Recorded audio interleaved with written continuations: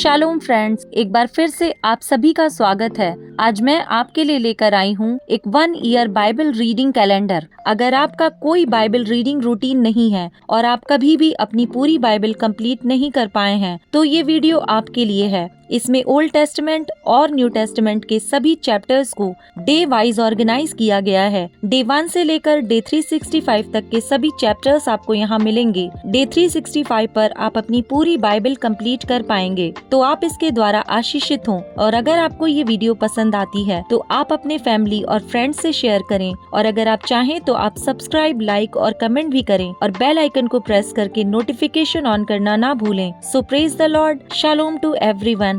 Let's get started. Day 186, Ayyub, chapter number 31।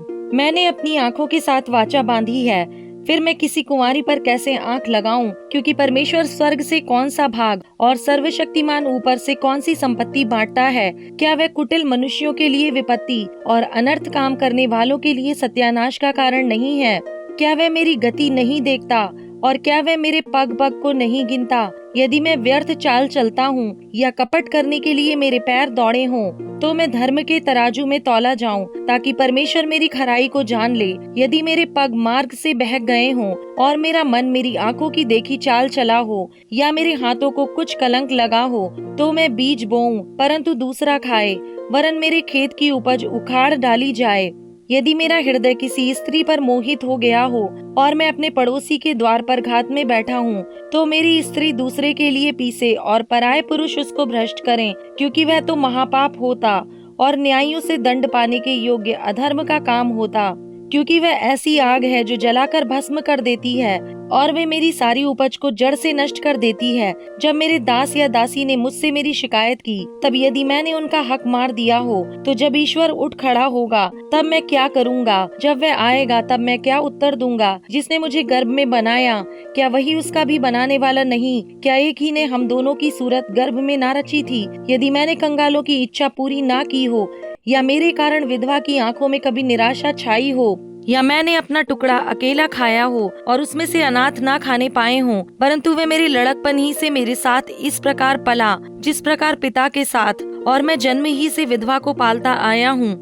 यदि मैंने किसी को वस्त्रहीन मरते हुए देखा, या किसी दरिद्र को जिसके पास ओढ़ने को ना था, और उसको अपनी भेड़ों की ऊन के कपड़े ना दिए हों, और उसने गर्म होकर मुझे आशीर्वाद ना दिया हो, या यदि मैंने फाटक में अपने सहायक देखकर अनाथों को मारने को अपना हाथ उठाया हो, तो मेरी बाहें कंधे से उखड़कर गिर पड़ें और मेरी भुजा की हड्डी टूट जाए। क्योंकि परमेश्वर के प्रताप के कारण मैं ऐसा नहीं कर सकता था, क्योंकि उसकी ओर की विपत्ति के कारण मैं भयभीत होकर थरथराता था। यदि मैंने सोने का भरोसा किया होता, या कुंदन को अपना आसरा कहा होता, या अपने बहुत से धन और अपनी बड़ी कमाई के कारण आनंद किया होता, या सूर्य को चमकते या चंद्रमा को महाशोभा से चलते हुए देखकर मैं मन ही मन मोहित हो गया होता और अपने मुंह से अपना हाथ चूम लिया होता, तो यह भी न्यायियों से दंड पाने के योग्य अधर्म का काम होता। क्योंकि ऐसा करके मैंने सर्वश्रेष्ठ परमेश्वर का इनकार किया होता। यदि मैं अपने बैरी के नाश से आनंदित होता, या जब उस पर विपत्ति पड़ी तब उस पर हंसा होता, परंतु मैंने ना तो उसको शाप देते हुए और न उसके प्राण दंड की प्रार्थना करते हुए अपने मुंह से पाप किया है। यदि मेरे डेरे के रहने वालों ने यह ना कहा होता, ऐसा कोई कहाँ मिलेगा जो इसके यहाँ का मांस खाकर तृप्त ना हुआ हो। परदेशी को सड़क पर टिकना ना पड़ता था, मैं बटोही के लिए अपना द्वार खुला रखता था। यदि मैंने आदम के समान अपना अपराध छिपाकर अपने अधर्म को ढांप लिया हो, इस कारण कि मैं बड़ी भीड़ से भय खाता था, या कुलीनों की घृणा से डर गया, यहाँ तक कि मैं द्वार से बाहर ना निकला, भला होता कि मेरा कोई सुनने वाला होता। सर्वशक्तिमान अभी मेरा न्याय चुकाए। देखो, मेरा दस्तखत यही है। भला होता कि जो शिकायतनामा मेरे मुद्दई ने लिखा है वह मेरे पास होता। निश्चय मैं उसको अपने कंधे पर उठाए फिरता और सुंदर पगड़ी जानकर अपने सिर पर बांधे रहता। मैं उसको अपने पग पग का हिसाब देता। मैं उसके निकट प्रधान के समान निडर जाता। यदि मेरी भूमि मेरे विरुद्ध दुहाई देती हो और उसकी रेघारियां मिलकर रोती हों, यदि मैंने अपनी भूमि की उपज बिना मजदूरी दिए खाई, या उसके मालिक का प्राण लिया हो, तो गेहूं के बदले झड़बेड़ी और जौ के बदले जंगली घास उगे। अय्यूब चैप्टर नंबर 32। एलीहू का तर्क। तब उन तीनों पुरुषों ने यह देखकर कि अय्यूब अपनी दृष्टि में निर्दोष है, उसको उत्तर देना छोड़ दिया। तब बूजी बारकेल का पुत्र एलीहू, जो राम के कुल का था, उसका क्रोध भड़क उठा।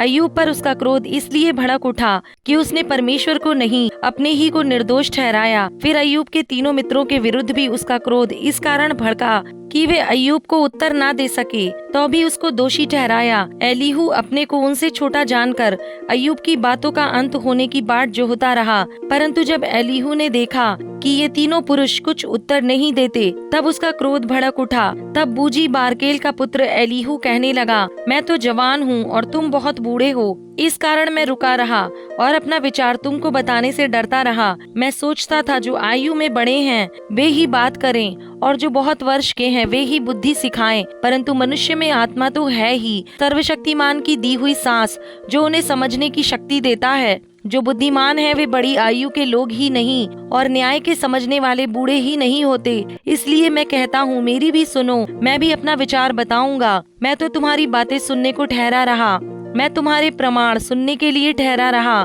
जबकि तुम कहने के लिए शब्द ढूंढते रहे। मैं चित लगाकर तुम्हारी सुनता रहा, परंतु किसी ने अय्यूब के पक्ष का खंडन नहीं किया और न उसकी बातों का उत्तर दिया। तुम लोग मत समझो कि हमको ऐसी बुद्धि मिली है कि उसका खंडन मनुष्य नहीं परमेश्वर ही कर सकता है। जो बातें उसने कही वह मेरे विरुद्ध नहीं कही और न मैं तुम्हारी सी बातों से उसको उत्तर दूंगा। वे विस्मित हुए और फिर कुछ उत्तर नहीं दिया। उन्होंने बातें करना छोड़ दिया, इसलिए कि वे कुछ नहीं बोलते और चुपचाप खड़े हैं। क्या इस कारण मैं ठहरा रहूं? परंतु अब मैं भी कुछ कहूँगा, मैं भी अपना विचार प्रकट करूँगा, क्योंकि मेरे मन में बातें भरी हैं और मेरी आत्मा मुझे उबार रही है। मेरा मन उस दाख मधु के समान है जो खोला ना गया हो, वह नई कुप्पियों के समान फटा चाहता है। शांति पाने के लिए मैं बोलूंगा, मैं मुंह खोलकर उत्तर दूंगा। ना मैं किसी आदमी का पक्ष करूंगा और न मैं किसी मनुष्य की चापलूसी करूंगा, क्योंकि मुझे तो चापलूसी करना आता ही नहीं तो मेरा सृजनहार क्षण भर में मुझे उठा लेता।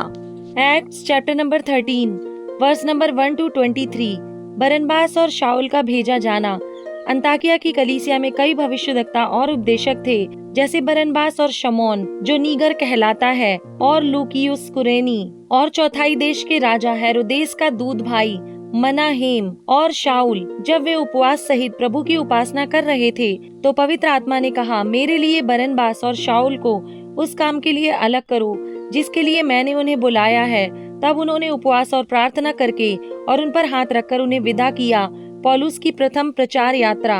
अतः वे पवित्र आत्मा के भेजे हुए सिलूकिया को गए और वहां से जहाज पर चढ़कर साइप्रस को चले और सलमीस में पहुंचकर परमेश्वर का वचन यहूदियों के आराधनालयों में सुनाया। यूहन्ना उनका सेवक था। वे उस सारे टापू में होते हुए पाफुस तक पहुँचे। वहाँ उन्हें बार यीशु नामक एक यहूदी टोना और झूठा भविष्यद्वक्ता मिला।